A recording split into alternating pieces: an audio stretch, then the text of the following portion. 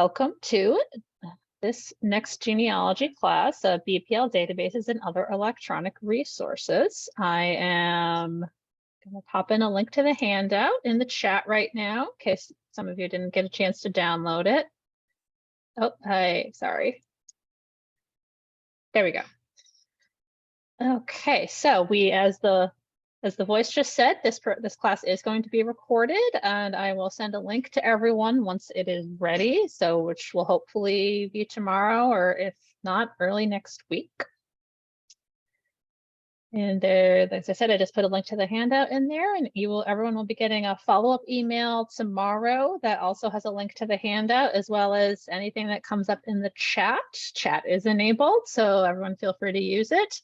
I do not have the Q&A box enabled because I'm only one person to keep track of one thing at a time here. So if you have any questions for me, please put a copy in the chat. Yes, Rich, I will, the follow-up email will also have a link to the slides. And there's also a link to the slides in your handout. So you'll be getting copies of everything I'm talking about tonight, slides and the handout and recording. So don't worry about writing everything I'm saying.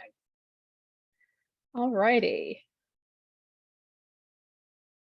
So before we get started, we acknowledge that the Boston Public Library's Central Library stands on land that was once a water-based ecosystem providing sustenance for the indigenous Massachusetts people, and is a place which has long served as a site of meeting and exchange among nations. We are committed to land acknowledgements for all locations at which we operate.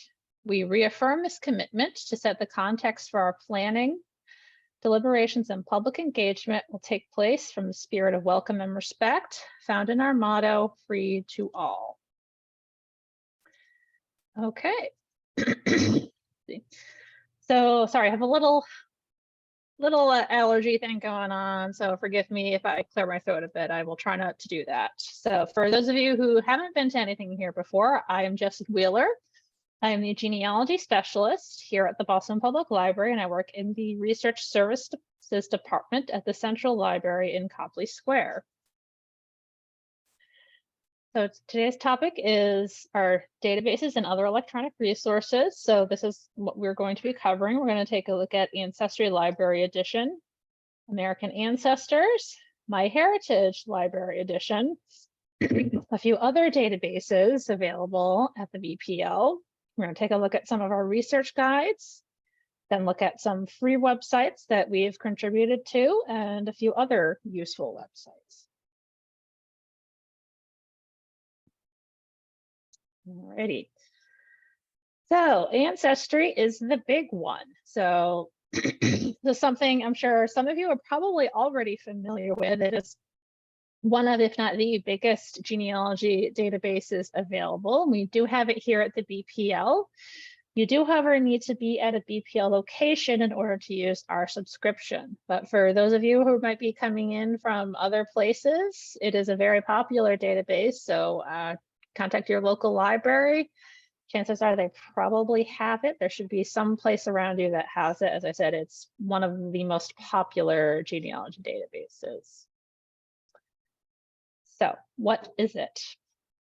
It is a searchable database that has millions of records from all over the world. This includes things like vital records, census records, immigration records, so passenger listings, as well as naturalization records, city directories, yearbooks, and a whole lot of other stuff.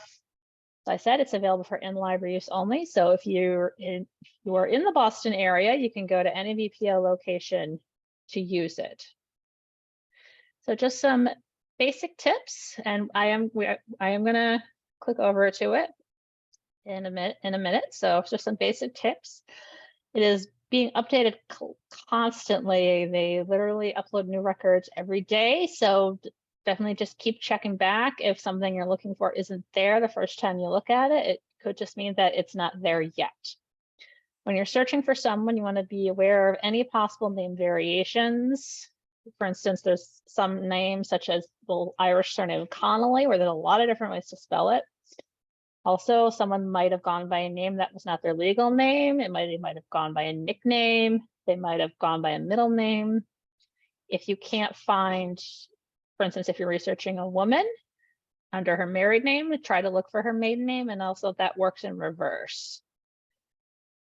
Another tip, if you can't find someone, but you know the names of someone close to them, you can try searching for those people. My favorite example of this is when the 1940 census was released, I thought I would try to find Leonard Nimoy, who's famous for playing Spock on Star Trek. Did all the different variations of his surname, his first name, I could not find him, but I looked in a biography and found the name of his brother. So I did a search that way and I was able to find him that way. And what I discovered is why I couldn't find him is not only was his name spelled really badly wrong, he was listed as a woman. So that leads into my next tip. There's a lot of mistakes. So for instance, that example I was talking about, it could have been a transcription error when someone was translating it into Ancestry. It could have been just a basic spelling mistake. The person taking the record wrote it down wrong. The person giving the information to the record taker had the wrong information. Someone could have just been outright lying when they were talking to the record taker, and so on and so forth. There's a lot of mistakes. You can't, if you're looking at a record and there's something slightly off, if everything else matches, chances are it is the person you're looking for. So you just want to keep that in mind, and try all the name variations that you know. With some names, it's going to be more variations than others. So we also have in our research guide some more tips on Ancestry. So if you want to take a look at that, there's just more guides here about some basic searching, but we're going to go ahead. And sorry, that's not what we wanted to do. So we're going to go ahead and take a look at it. So if you are in the BPL, what you would want to, how you'd get to this is click on Books and More, the easiest way to get to it. Click on the genealogy link right there under Learning and Research. And if you scroll down a bit, it's taking a minute to load. There we go. So if you go into databases, it'll be right here. So here we go. So this is the front page of Ancestry. There's a few different ways you can do searching on here.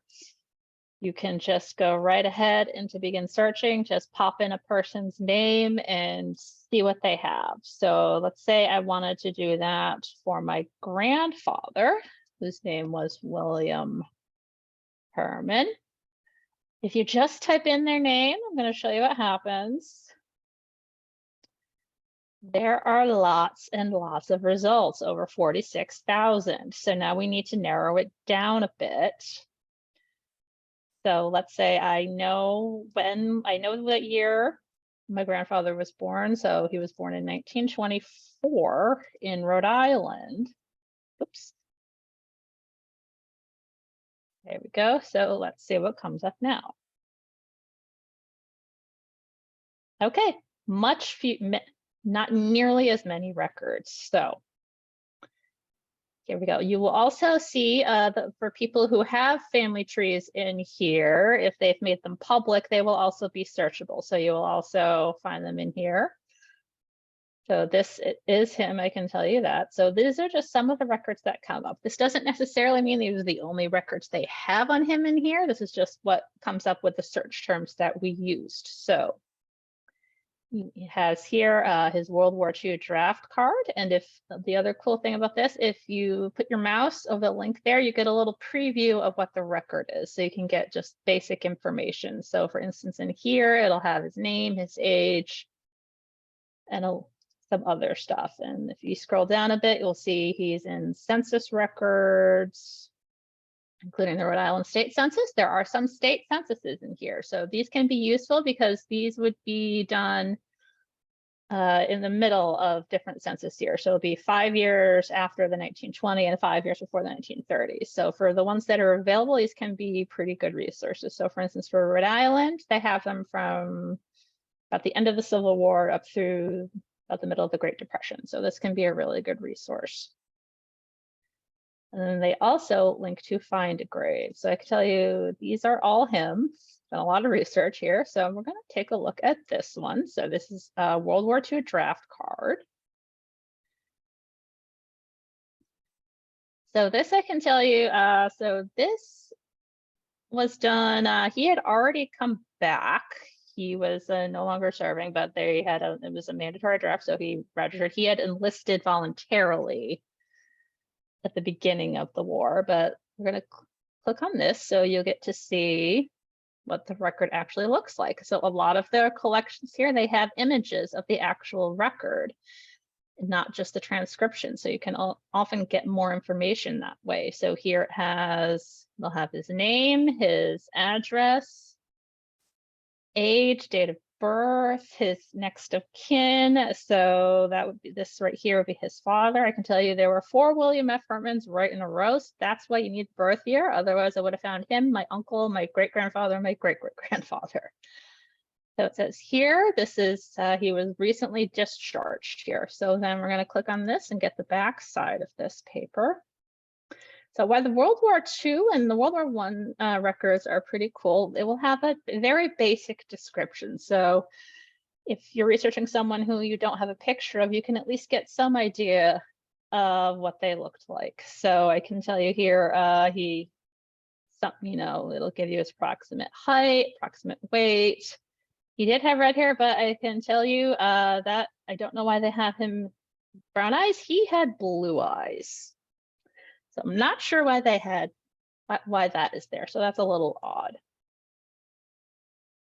So we can see here the name of the registrar, date of registration, all that stuff. So these are pretty cool records to have.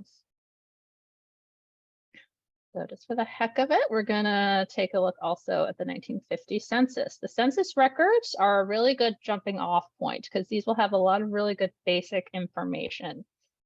So here it'll have his age by this time. So this is 1950. So this is about 4 years later. By now, then he was married and had 2 children. So my 2 oldest uncles were already born. My second uncle was just a baby. So we're going to take a look at this. If you click on the image, we'll get a bigger picture of it if it'll load. And the other interesting thing about this is they will go ahead and highlight this for you, so you don't have to go hunting on the record. This isn't true for all of the census records, but for this one in particular, it is highlighted. So you can see here, they'll have the address. So there's my grandmother, there's my uncle. You keep going here to tell you where he was born. He was born in Rhode Island. He was an office manager. And it'll tell you his occupation in the industry and all that. And you can also, there's information here about my grandfather. And if, let's see, and so it continues on to the next page. So if we want to see my other uncle, we'll have to go on to the next page. And there's my other uncle. So basically, this means he was born in October before the previous year, so he was not yet a year old. They were born very close in age. My uncle on the other page was only 1, so this uncle was born in October. Censuses were generally started in April, so he would have been about 6 months old when this was done. So he was a little tiny baby. So that is the census. Again, it's a really good jumping off point. So the other interesting thing that Ancestry.com does, if you scroll down here on the right-hand side, you'll see suggested records. So they pull these together based on the information in the current record, including name, birth date, things like that, to see if you might want to look at it, see if it's the same person. It might not always be the same person. You can definitely take a look at it and see what there is. So I can tell you right now, this is not my grandfather. This, however, is. So again, that's why the 7 records that came up on the search, that's just what's going to come up with the information we put in. So this is one of my favorite examples I like to talk about here. This is my grandfather. So this is a repository. This is a record set called World War II Jewish Servicemen Cards. I can tell you right now, my grandfather was not Jewish. He was Catholic. But what this record set is people would see the names of servicemen in newspapers. He was a prisoner of war, so someone probably saw his name in a prisoner of war listing in the newspaper, thought Herman sounded like a Jewish name, so reported him to this bureau as a Jewish person. So he was not, however, Jewish. So if you look at this record, this hole up here indicates they later found out that the person wasn't Jewish. So you can see here, so it'll have his name, his next of kin, which in this case is listed as his mother. So this is my great-grandmother. Where was living, the branch of service, army, you know, and everything. And this is the person that submitted his name as someone who was possibly Jewish. I just love this when I found it. It was really, really interesting. It took me a while to figure out what it was. So if you, like me, stumble upon the record set you're not familiar with, you can click where it says here, source. So this will give you some information about where the record came from. So as I said, this one came from the US World War II Jewish servicemen cards. It'll tell you the repository. So this one in particular, it's the American Jewish Historical Society Center for Jewish History in New York City. And there's even more, there's an in-depth description here. If you want to learn more about the record set, you click on Learn More down here, and it'll bring you to a page where you can search just this record collection. And then you can scroll down here, and it'll tell you even more about it. So it'll explain what everything means. It'll tell you what all the different colors mean, the symbols and all that. So this is this is why I like this as an example. It's a very in-depth description. So much as I would love to, and people have, cannot spend all day on this. Literally, we've had folks come in to use this collection and they're on there literally all day. There's just so much you can find in there. But we're gonna move on to another resource. It's called American Ancestors. So this is a resource that is done by the New England Historic Genealogical Society. It is a collection of various databases and other resources for genealogy research. So it has, there's a little bit of overlap. It has vital records, military records, tax and voter lists, immigration records, so more passenger listings, some court records, periodicals and books. So one of the main things they have is the New England Historic Genealogical Register, which is the oldest genealogy publication in the country. They've been publishing it from 1847 right up to now. They're still doing it, and every single issue is in this database. So this database is also in library use only, and it is only at the central library.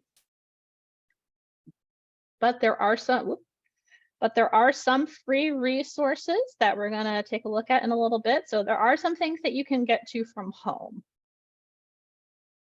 So as I said, the full collection is only available with a subscription. So if you're in the Boston area, you can come into the Central Library at Copley Square and you can use that database here. There are free databases. They also have things like subject guides, webinars, and different things that we're going to take a look at in a little bit. And there are some free databases. So let's take a look. So it's americanancestors.org. You can also get to it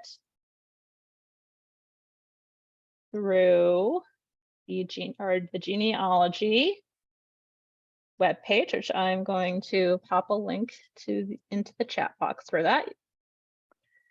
So again, so you just go down to the database section, click on American Ancestors, and there we go.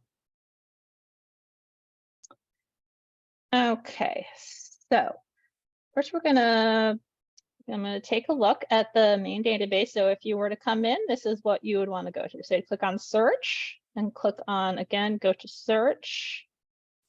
So the default will be search all databases. If there's a particular type of record or collection you want to take a look at, you click on record type. So you can see here some of the different types of records they have. You can also pick a particular database to look at. So you can see here they have death records. There's also American Ancestors magazine, church records from all over the place, and they just have a whole bunch of great stuff in here. They have the Great Migration set, which is immigrants from 1634 to 1635. Lots of different periodicals, the Rhode Island Census, So they just have a lot of stuff in here. So, and once again, we're going to see what they have for my grandfather. So once again, I'm going to show you, if we just pop in his name, let's see what comes up. So about 3,500. So it's not as much as Ancestry, but there's still a lot. And I can tell you right now, this is not him. This is someone in Chicago. So we're going to refine this search. So let's say, so I'm going to put in, so let's say we're going to go from the year he was born, let's say up to 1950 to see if we can get this Rhode Island census there. Okay, now there's 780. That's a little better. But again, this is not him. So we're going to refine it a little more. And let's see what they have in Rhode Island. Okay, now only 10. So these are probably all going to be him. Some of them might be his father's grandfather. We'll see. So here we go again, just like we had on Ancestry.com. We have the census. We have the Rhode Island State Census. We have the US Census. So we have a few different things that come up. Okay, so I'm going to show you, let's see, let's take a look at the 1930 census. So this would have been when my grandfather was about 6 years old. So this is what their page looks like. Their interface is a little different, but much like Ancestry, they have a ton of pop-up ads. They have images of the records. You can look at the transcript on the left here. And you can also click, if you click on the little button that says view, it will open up the census record. So one thing I can tell you is why I often like to look at census records in here. They oftentimes will have clearer images. So you can't really tell, we didn't look at this one over in Ancestry, but they do have much clearer images a lot of the time. So I don't know why they maybe just had a better camera at the time, I'm not sure. However, they do not highlight things, so we have to go and find them. So let's see.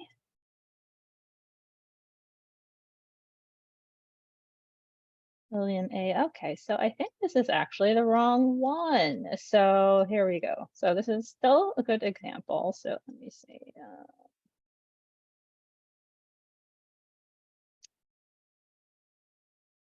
There we go. So this is the wrong Herman. So this is William. This is not my grandfather. This is someone else. So let's go back. Ah, yeah, this is William C. Herman. We're looking for William F. Herman. So let's click on here. Let's look at the Rhode Island State Census. So there we go. So this one is actually going to look a little different. So for the state censuses, or for the Rhode Island State Census anyway, you're not going to get a big sheet and everything. You're going to get the individual card. So this is the individual card that was filled out for my grandfather. You can see here it has where he lived, the name of the school he went to, which is pretty cool. So he was in grade 7. Let's see, he had measles. His date of birth. So this is really, really useful. So if you are looking for people in the state census, at least for Rhode Island, I'm not sure about how other states did it, you can get a decent amount of information in there. So it's just a look at what they have. This is going to be in the paid section, but they have a bunch of free resources. So if you want to look at the free databases, you'll click on search and click on the A to Z listing. And over here on the left, you'll under database, you click on only free databases. So right now they have 53 free databases. So this includes probate record collections, headstone transcriptions, cemetery records. There's a whole bunch of stuff. So these are all free. A lot of them are going to be image only, meaning they're not easily searchable. You will have to browse in order to look at them. So not all of these are going to be indexed. So let's see. So you can still get a lot of stuff for free. One thing I will say though, you do have to register for an account. It is a free account, but you do have to register for it if you want to access the free databases. So These are just a few of the databases they have. In addition to the free databases, they have, let's see, here we go. Okay, let's go back to the homepage. So in addition to the free databases, they also have a whole bunch of other things you can look at. So let's see, where can, okay, there we go. So under tools, you can click on their video library, so you can see the recordings of all their free webinars. The webinars that required registration and a fee, these aren't going to be up here, but they do a ton of free webinars every year. So you can see all their free talks that are recorded. You can get them here. They have a bunch of really cool topics that they cover. You can also take a look at research guides. They have some great research guides. These are put together by genealogists. There's some basic ones about basic genealogy, how to get started. They also have more granular ones on specific topics. So they have one on African American genealogy, Armenian genealogy, Catholic records. They have a whole bunch of stuff. So let's say we want to look at this one. So what it will be, yep, they're going to make me log in. So hold on just one moment while I log in.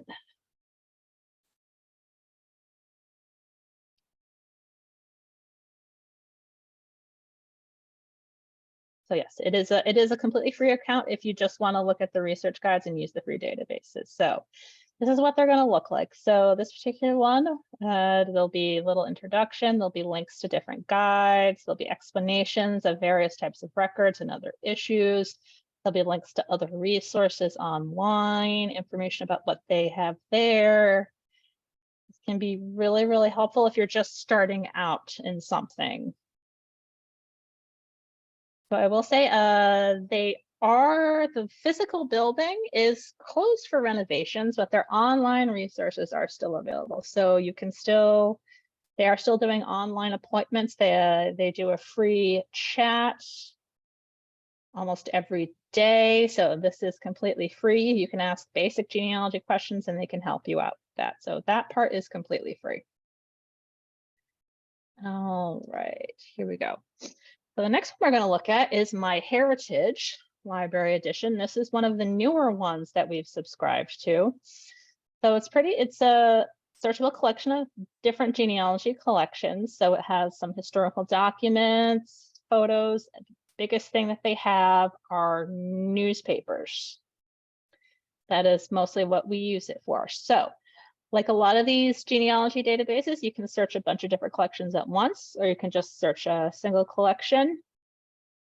This is something that we're going to talk about. The advanced search is a little tricky, so I'm just going to go ahead and I will show you that in a minute. Yeah, so we're just going to show you that the keyword search doesn't really work. You would have to do some finagling with that. So let's just go ahead and take a look at this one. So then this one you can actually get to from home with your BP. If you live in Massachusetts, you can get a BPL e-card and then you can use that. So if you just go to the genealogy homepage, you click on it right there. And you click on that. Okay, so this is the main search page. This is if you want to search everything. So I'm gonna do my type in my grandfather and we'll see what happens.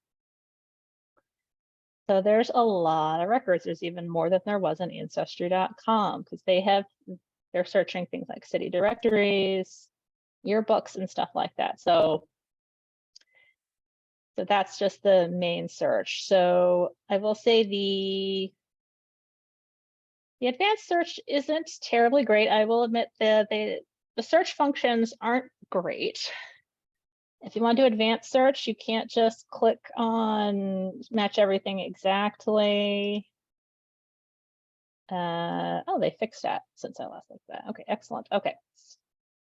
So let's say I want to see something from the war. So we'll do 1942 and then plus or minus 2 years. Let's see if there's anything in there from his war service. And we're gonna try typing in, let's say, Rhode Island. What happens? We get 21. So there we go. So there's city directories. So a bunch of these are not my grandfather. So most of what comes up are city directories, and there are some yearbooks. So let's click on this. So this is what will come up. I can tell you now that, so it'll tell you the text. I can tell you now this is not my grandfather. This is William's Graves Herman, but let's just see what this looks like. So this one is in color, so that's kind of rare, but that's pretty cool. So they have yearbooks. They do not always highlight the results on the page. So this is something that, again, you kind of have to hunt to find the people. So I can tell you that is not my grandfather. He did not finish high school because he was in the Army. But mostly what I want to show you are the newspapers. So we're going to go back. So let's take this out so I can show you the newspapers. Okay. So here we go. So the easiest way I found to do this, if you're looking for a specific place, if you just type in the search and then you can limit it afterwards. So if you click on, we're going to click on Massachusetts. Then over here on the left, you can limit it by title. Let's say we want to do the Globe. And then you can limit it by year. Let's say, let's try 1950. So these are the articles that are going to come up. It's not the greatest search function, but there is a lot of really cool stuff in this. So Mary Lou, yes, this is going to be recorded. I will be sending a link to it once, hopefully tomorrow, once it's ready, if not early next week. Okay, so one thing I really do want to show you, so we're going to start over. If you're looking for a place as opposed to a person, the keyword search does not work. I don't know why it's there. It just really does not work. So let's say you're looking for something on the Boston Public Library. The suggestion I would do, so pretend it's a name. So this really will only work if you have something that can be drilled down into 2 or 3 words. So let's try this. Okay, so we'll do that. And so this is not us, but that was not a great example. But let me try something else. So let me see. Okay, so I was once researching for someone who a police officer, whose last name I didn't know. So there we go. So it's, again, not the best search function, but they have a lot of newspapers in here that other places just don't have, that no other newspaper databases have them. So something you really got to play around with, but it's definitely worth the effort because there is a lot of really cool stuff in there. It's just kind of difficult getting to it all. If I can get my slideshow back. There we go.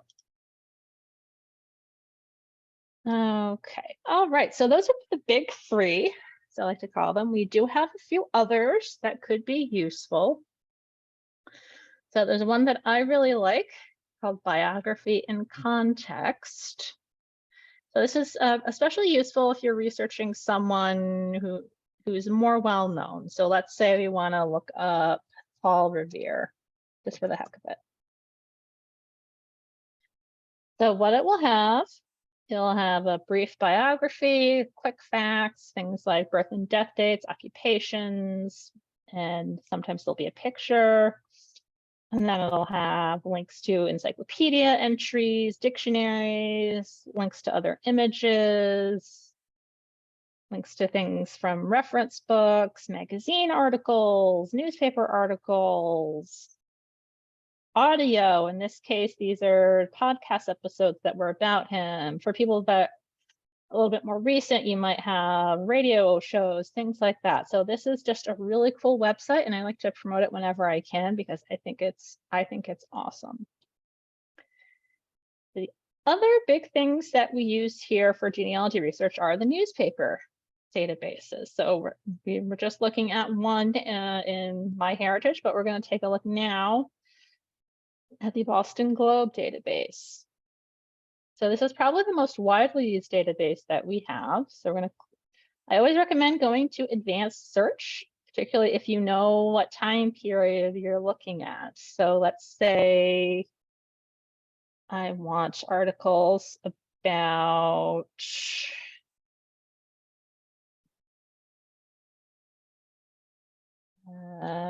it's Gerald. So again, you put just a name and you're going to get a ton of results. So we're going to modify that. So for those of you who aren't familiar with this name, this person, he was a mayor, one of the mayors of Boston. So let's do 1900 to 1930. There you go. So there's going to be a whole bunch of articles where he's mentioned. There's a lot of results because he was locally very prominent, very well known. In addition to being the mayor, he was also the maternal grandfather of President John F. Kennedy. So he was pretty well known. There's going to be a lot of articles about him. There's different ways you can narrow things down. But first, let's see, for fun, we're going to take a look at this article. So this is another database where you will get photographic images of the actual newspaper, so you can see what it looked like when it was published, which is pretty cool, which is pretty nice. So if you wanted to see what it looked like in the page, you click over here on the left, page view. Now you can see what the whole page looked like. So let's say you liked whatever this was, so you want to save it. If you can click on email, that'd be the easiest thing to do. Fill out your email address and your name, and then it'll email it to you. Okay, so yeah, this is one of the bigger ones that we have. Let me see. Here we go. So so let's see. So we're gonna take a quick look now. And let me see, what time is it? Okay. So we're going to take a quick look now at 19th century US newspapers. It's another database we have, so it's a little different. So again, I would recommend click on advanced search. So this is 19th century only. So this is really good if you're looking for things that happened in Boston before the Globe started publishing in 1872. So let's say, what do we want to do? Okay, so let's do, just for the heck of it, let's do my grandfather. So this will probably, I'm going to see if I can find anything for my great-great-grandfather now. So you can limit it down here by date and you can pick a range. I'm going to do, let's say 1850 to 1890. So that you can also limit it by location. Let's look down here and go with Rhode Island, and let's see if anything comes up. Nope, no results. So let's revise this. I'm going to take out the middle initial. No results. Okay, so they probably don't have a lot for Rhode Island. So let's just take that out and see what comes up. There we go. So one of the things I really like about this website here is in the results page, if you click on keyword preview, it'll load a little preview of your results. Well, there we go. So then that'll tell you, that'll show you that'll give you a little preview of what it is. So say you want to look at it, so you click on the link there and it'll open it up. And let's see. So sometimes you have to zoom way in order to see it, but it should be highlighted. Let's see if we can find it. Okay. It's supposed to be highlighted, like it doesn't always work.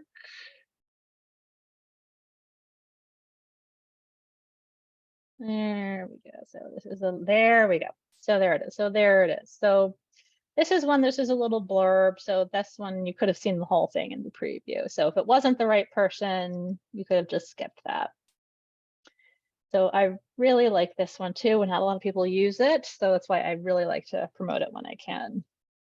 Okay, so another one we're going to look at, Heritage Quest Online. So I like to call this one Ancestry Lite. It's run by the same company. You can kind of tell here they have very similar graphics. It's a very similar layout, but you can access this from home.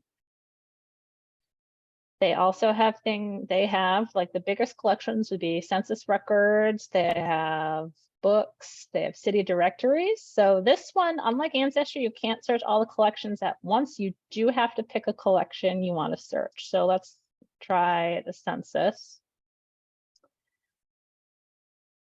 Let's see, there we go. So I always recommend doing match all terms exactly to start. So let's again put in my grandfather's name. And lived in Rhode Island. So let's put in the F so we can narrow that down. There we go. So this is my grandfather. So this is my great grandfather. So this would have been before my grandfather was born. He lived with one of his aunts. I can tell you this was his mother's sisters. These are the folks that he's living with right now. So this would have been before he got married, before he married my great grandmother. So yeah, it looks, like I said, it looks pretty much the same. They do not have the suggested records though, but they do have images of the census records. So you can also link that up there and take a look at that and it'll be highlighted. So like I said, that's why I call it Ancestry Lite, because it's very similar. It just doesn't have quite as the same amount of stuff, but you can use it from home. So we're going to take a look at some of our research guides. So the big one that we have would be the genealogy research guide, and that link is deciding to not work. That's okay. So there's a couple of ways you can get to that one. You can go back to, click on books and more and click on genealogy. And click on research guide. So this is pretty big research guide. I do try to keep all the links working, but I am the only one editing this right now. So if there's a broken link in there, you can always feel free to let me know and I'll go ahead and fix it. But these should be current. So on the left here, you can see different topics you can cover, different types of records, different types of issues. So if we click on military records, we'll have basic information, different websites you can go to. We have links to websites, some tips on how to do certain types of research, links to digitized materials at the BPL, links to other guides. We have information on specific wars here. So this is pretty big, and there's links over here to some related research guides. So if we want to take a look at some of the other research guides, if you go to bpl.org, under learning and research, click on research guides. So you can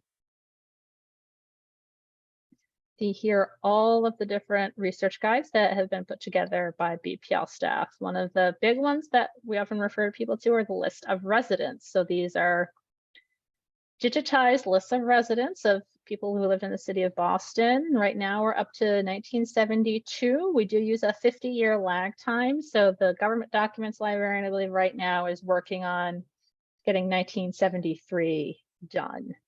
So once that's ready, it'll be right in here on right below 1972. But we're gonna take a look at one of these just so you can see what it looks like. Okay, let's close that. So here we go. So these are going to be the later ones. These are massive, massive books. So it's much easier to look at it online than in person because they are huge and heavy.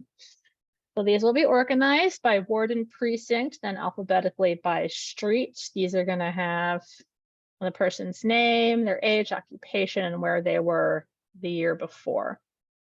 We're not going to go too much into that because I am running a bit long. So let's keep going here. We took a look at that. Okay, so there's also, we have another. Why are these links not working? That is very annoying. Okay, so we have guides on newspapers, directories, things like city directories, the social register, things like that. So I definitely recommend taking a look at those. And I do apologize if the links don't work in your handout. Hopefully the links in your handout work. There's links to all of those in your handout. So we're just going to talk a little bit about some free BPL resources. We're not going to click on all of these. Let me see. So the big one we want to look at is Digital Commonwealth.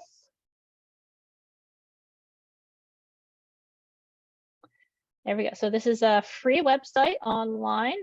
So there's a lot of other institutions that contribute to it. So libraries, historical societies, things like museums, all over the state contribute items to this. If you look at the BPL's collections, we have collections of newspapers, some paintings, we have illustrations, and we have prints, posters, maps, photographs. We have a ton of stuff here. My favorite collection here, though,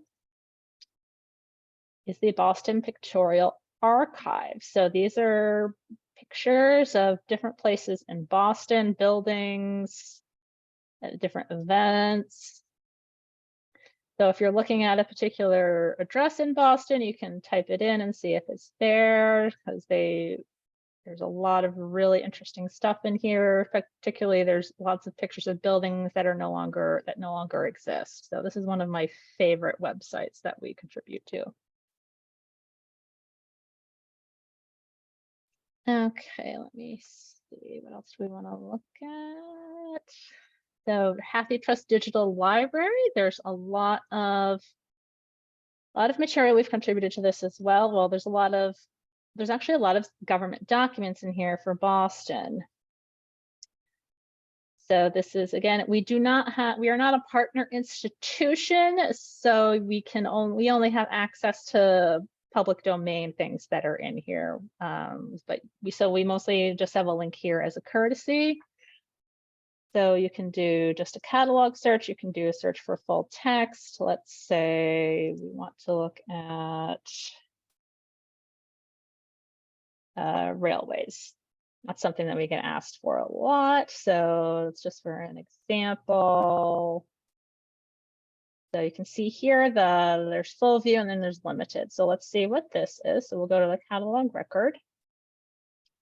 And down at the bottom, there'll be a link to full view. Sometimes you'll see multiple links in here. That means more than one place has digitized it. So it'll be a scan of the book, and then you just scroll down to take a look at it. So most of them are going to be black and white, but some of them will be in color. This one is in black and white. So there's a lot of really cool books in here. Okay, let me get back. There we go. Okay, let's see. So now, so for a few free websites that I think are pretty cool. So we're going to take a look at the Boston Historic Burying Grounds Initiative. So this is a city of Boston run thing. Sometime in the 80s, they sent a bunch of interns out to transcribe all the headstones that were visible at the Granary, King's Chapel, and Copp's Hill, and a few other places. So if you have someone who you think is buried in Boston, you can just look at the list. Again, these are the ones that were legible at the time. This is still useful because there might be some that were legible back then that aren't anymore. There's a lot of headstones that they used to make back in the day kind of wore out pretty quickly. So you can look at this. So you can either do a search by last name. Let's say you want to see where all the Appletons are. So this will tell you where the Appletons are buried in these historic burying grounds. So they'll have the date that was on the tombstone, as also the plot information and the location. But if you wanted to see, for instance, everyone who is buried in a particular cemetery, so let's say you want to look at Copp's Hill. These are everything in Copp's Hill. Again, these are the legible tombstones that were done at the time that they went in to transcribe. So again, this can be pretty useful if you have ancestors that you think are buried in Boston, particularly if they were here from the 18th century. There's a lot of 18th century headstones in here. Now, Cindy's List, which is another site that I love, it's basically Wikipedia for genealogy, only it's just done by one person. Again, it is one person, so there are going to be some broken links here. She is a delightful person, but she is just one person. So you can see here, there's different you can browse by categories. There are categories here on every topic imaginable, for locations, for types of records, blogs. If you wanted, for instance, to look at, let's say, cemetery and funeral homes. Those of you who are old enough to remember Yahoo, this is very similar to what that was, just different categories and links. And I know I'm dating myself here. So let's say you want to look at, let's say, funeral cards and booklets. Funeral records, home records are another really great resource that's not very well utilized. So there's links here to different collections. So let's say we want to click on this website. There we go. So you can see some information there. It's just really cool. Okay, so these are also US GenWeb and Olive Tree. They're pretty similar. Olive Tree, I'm going to show you, they have free genealogy records, and you don't need to register for a site, for an account. They just have free records here. That's the whole point of this website, is they digitize as many things as they can and put them up for free. It's pretty cool. And they also will have tips for research if you're just beginning. So they can help you out with your beginning research. So it's one of the places I like to send new researchers to. Okay, so there's also Find a Grave. Find a Grave, it can be very useful, but I would always say take everything with a grain of salt. These are contributed by users and anyone can contribute. So again, we're gonna keep picking on the grandfather. Oops. Okay, so I know he died in 2015 and he's buried in Massachusetts. And there he is. So there we go. So sometimes you'll have a photo in here. There isn't one in this case, mostly because I haven't gotten around to it yet. Hope that someday I will. And so this will have information about where they're buried, their birth and death dates. Sometimes they'll have a little bit of information here. Sometimes they will have a transcription of an obituary. That's usually not advisable though, because they are often under copyright. So you just want to be careful if you're doing some contributing to this. So, and again, anyone can contribute to this. It can be very useful, but just be careful with what it says. I mean, unless there's a picture of the headstone, you can verify all the information that was on it, because you can see it. Just be very, very careful looking at that. And that's true for pretty much everything that's online. FamilySearch.org is another free resource, great free resource. You do need to register for an account for it, but it is completely free. Let's see, they have lots of different records. They also have census records.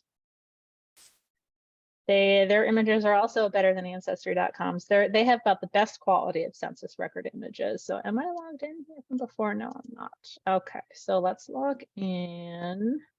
There we go. Okay, so once again, we're gonna do a search for my grandfather. Okay, so we'll type in Rhode Island, and let's do 1924 to 1947, because that's when he moved out. Okay, and then let's see what we have. Okay, so they have 12 results, and here we go. Pretty much some of the same stuff that they have on Ancestry.com, but like I said, this one is free, and you don't need to have a BPL card to look at this. Anyone can get to this anywhere. It's a free open website. So let's say we want to look at, okay, so this is my great grandfather. So just for the heck of it, let's click on that. Click on view record. And there we go. So you can look at that there. Okay. Let me see. There we go. Right, so that's the end of my prepared presentation. We have plenty of time if anyone has any questions. I think we have a few in the chat already. Let's go back here, take a look. Let's see. Okay, so Penny's asking, American Ancestors is our login links to our library card. So if you come into the BPL to the central library to use American Ancestors, you don't have to log into anything. You just need to be on a computer in the building. It doesn't matter if it's one of ours or if you bring one of yours. If you're on our Wi-Fi, you can get in. You don't have to log in to anything. If you're using the free resources, that's completely unrelated to your library card. And by the way, anyone around the country can do that. You just need to have an email address and you can register for a free account if you're just looking to use their free resources. Okay, oh, so let's see, it looks like Teresa, you had your question answered. Excellent, thank you for the assist, Mary Ellen. Okay, Penny's asking, would you say which towns are historically towns of Boston? So Chelsea was never part of Boston. Chelsea has always been Chelsea. So it would be basically anything that's a Boston neighborhood now was originally a town. So Charlestown was its own town. Brighton was its own town. Any of the outlying neighborhoods, they were separate towns up until they were annexed in the 19th century. The only places that were Boston proper before all the annexations, that would be the North End was originally Boston, and then the area around the Common, that was Boston. Everything else was a separate town. So Roxbury was a different town, Dorchester was a separate town, and so on and so forth. But yeah, Chelsea has always just been Chelsea. Okay, let's see. Okay. So Sean says, familysearch.org contains LDS records, but it's crowdsourced as well. Do you find it reliable? So the crowdsourced part, that's the family tree. Those, again, I always take those with a grain of salt. The records are the records. Those are things that they have, that they filmed, and you can look at them and see what they are. The family tree stuff, just like the family trees that you can find on any other website, including Ancestry, I don't find them terribly reliable. They can be useful, particularly if you happen to find one that has really good citations and they tell you where they found their information. Those are good. Some of them are just people throw up names and dates and they don't have it right. So again, just like with anything online, you have to be careful, but I would say the records they have on there, those are reliable because those are the records. The records are the records. Okay, so Stephanie's asking, I found an ancestor that was in Boston in 1630. How can I find out how he may have arrived here in Boston? So that's a little tough. They're probably not going to find anything. So that was back in the colonial era. If you were traveling from one part of the British Empire to another, you didn't need to register.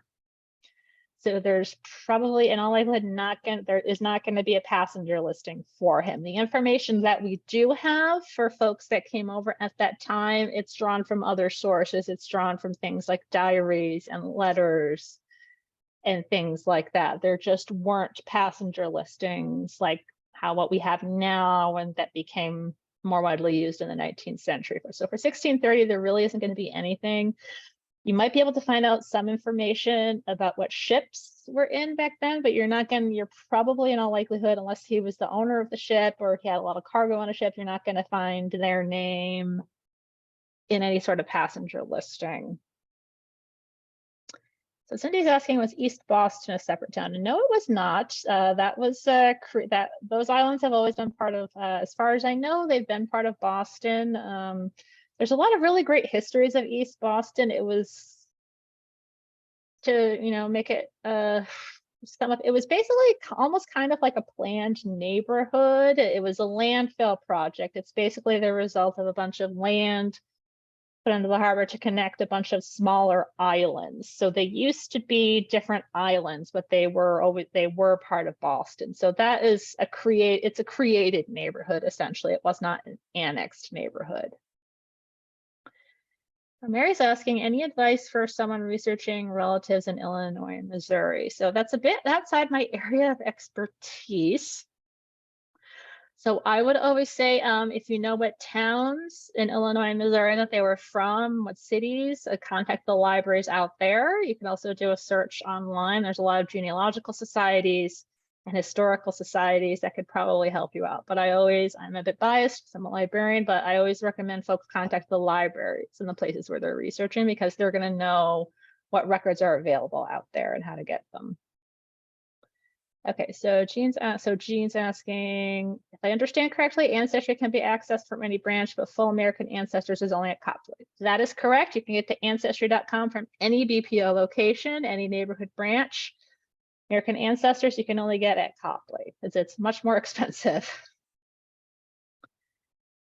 So Mary Ellen's asking, with the Irish Times newspaper database, is there a way to visually search the scans without having to use the name of the search field? Yes, there is a way to do that. So we'll go back and I can show you how to browse that.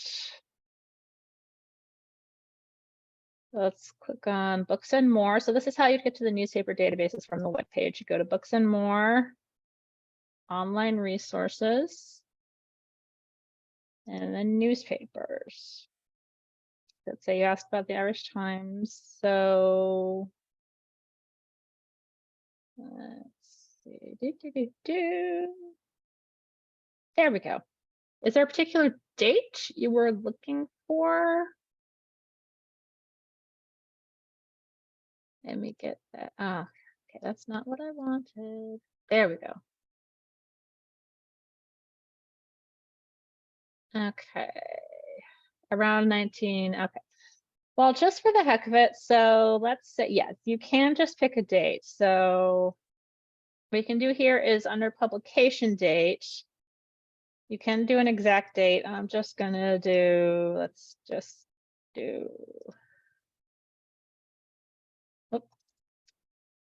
1924. Okay. So it's a little tricky. Basically, what you're going to do is just pick any of the articles that are in there, just to get in there, and then click on page view.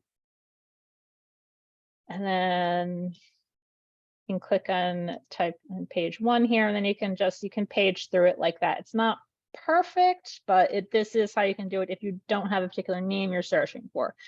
The other thing you can do, if you do happen to live in Boston, you can come in and do that on microfilm. It's a little bit easier than using a database if that's what you're doing. If you live around here, you can come in and use the microfilm.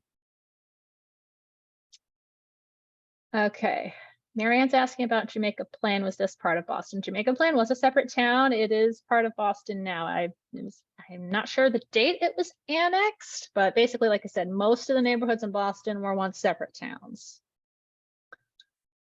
Okay, Liz is asking, do you have any tips for searching Boston Catholic Church records? What about Boston Public Schools? So for the church records, we're going to go back to American Ancestors. That one of their free databases is the Roman Catholic Diocese of Boston. So that is just going to be Boston.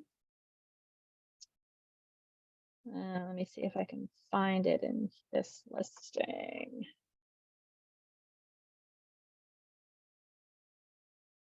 There we go. Okay. So this is the one that's image only. This is also linked in ancestry.com, so you can kind of get around it by searching it that way. But again, this is just the Boston Archdiocese. If you're looking for other locations, you would want to contact the diocese archives to see what there is. But the easiest way to find those records, if the church is still around, so in Boston and anywhere, if the church is still around, the easiest thing to do would be to just contact them directly if the church is still in existence. That would probably be the easiest way. But for 1789 to 1920, you can browse here, and some of these you can also get to from ancestry.com. So for Boston Public Schools, we do have a research guide for that. It depends on what kind of records you're looking for. So we're not going to have student records. We're not going to be able to give you transcripts or anything like that. We don't have yearbooks, but what we do have are, let me see, Boston Public Schools. There we go. We have different things. We have things like manuals that'll tell you where all the schools were, who was working there, things like that. So I would just, take a look at this research guide. I will pop a link into the chat. There we go. So again, it kind of depends on what exactly you're looking for. That's again another case. If the school that you're looking at is still around, try their library first. They're going to be the best source of information. Okay, so let me see. Okay, so Annette's asking, any recommendations for the best site to see translated information? My family comes from Quebec and I don't speak the language. Okay, so yeah, Google Translate will be your friend there.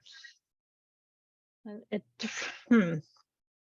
really, again, it depends. The other thing you can do, there's a bunch of French Canadian genealogy societies. You could contact some of those and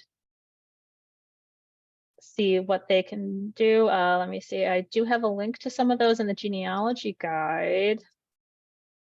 That is not what I meant. Come on now. There we go. If you go into the research guide, and so we're going to click on researching a specific heritage, and in the French Canadian section, there's links to a few different things you can try. If you click over here on societies, there's French Canadian genealogical societies. I would recommend reaching out to some of them. They might be able to help you figure out how you can get those records translated. Richard's asking, how much does the library edition cost? I don't know. That's something, if you send us an email, I can, to ask@bpl.org, I can pass that along to my manager who is actually in charge of these subscriptions, and they could let you know about that. I don't know off the top of my head how much it is. Okay, so Stephanie's asking, do you know if there might be probate records available? There are probate records in some of these databases. There are probate records in Ancestry.com. I believe they have them in American Ancestors as well. So again, it really kind of depends on the area that you're looking at. But let me see here, just for an example. So if you're looking in here, so if you are looking for probate records, no matter where you are, whatever database you're in, if you can go, there we go. You can click on record type usually, and you can just search for probate records. So they do exist, they are around. So again, but it depends on the location you're looking at. Let me see. Okay, so those of you, some of you might have missed this. So for American Ancestors, there is, if you're just using the free resources, you just create a free account with your email address. It has nothing to do with your library card. So, okay, so I'm going to log out of mine. So if you want to use the free resources, go to americanancestors.org and click on login.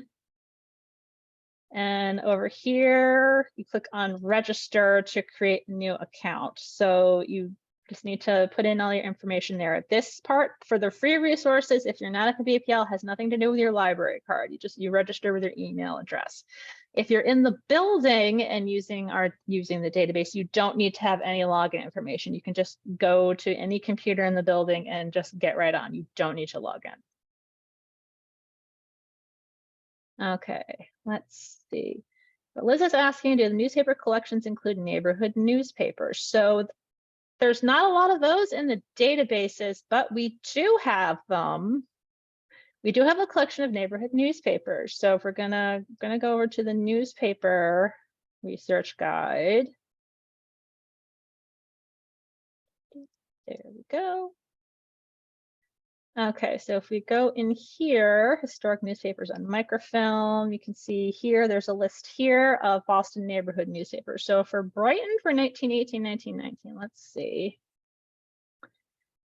It looks like some, okay, so it looks like that would be the Brighton item you could take a look at. That would be the one that we have that would cover that time period. So this is on microfilm only. So if you did want to look at that, that's something you would have to come into the central library to use, but we do have that. Okay, so looks like that's all we have for questions right now. So all right, so I'll hang out for a couple minutes. Let me get that back. I don't know why I keep clicking on that. Let's get back. There we go.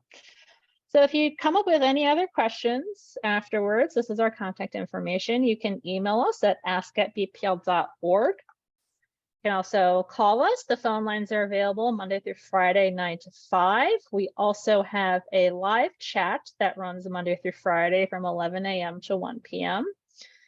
These are all, you don't need to live here or be a BPL member to use any of these. We will help you even if you don't live in Massachusetts or in Boston. This is open to everyone. Okay. All right, so it sounds like, okay, well, thank you. So let me stop. Oh, stop share. There we go. Okay. So thank you for coming, everyone. It's you all had a bunch of really great questions. You'll get a follow-up email from me tomorrow with links to the handout and to the chat transcript, as well as to my slides. So you'll be able to see all that tomorrow.